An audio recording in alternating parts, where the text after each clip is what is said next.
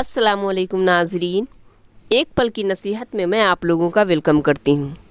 ناظرین، آج کا واقعہ بہت ہی اہم ہونے والا ہے اور بہت دلچسپ۔ وہ اس طرح ہے کہ بلال بن ابی بردہ حجاج کی قید میں تھا۔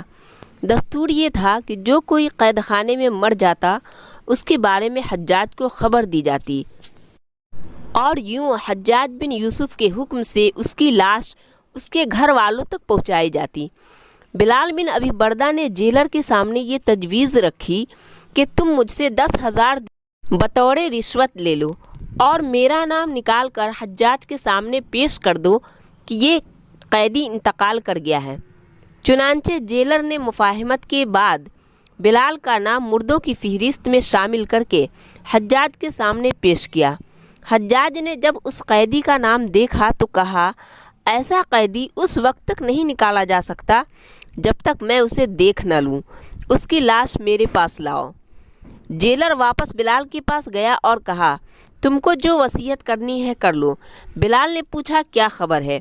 جیلر نے بتایا، حجاج کے سامنے جب میں نے تیرا نام مردوں کی فہرست میں رکھا تو اس نے مجھ سے یہ بات کہی، اگر میں تجھے اس کے سامنے مردہ حاضر نہ کروں تو وہ مجھے موت کے گھاٹ اتار دے گا۔ اسے معلوم ہو جائے گا کہ میں نے یہ حیلہ کیا ہے، اس لیے اب ضروری ہے کہ میں تجھے گلا گھونٹ کر مار ڈالوں۔ بلال نے بڑی منت سماجت کی کہ وہ ایسا نہ کرے، لیکن اس کے سوا اس کے لیے کوئی چارہ کار بھی نہیں تھا۔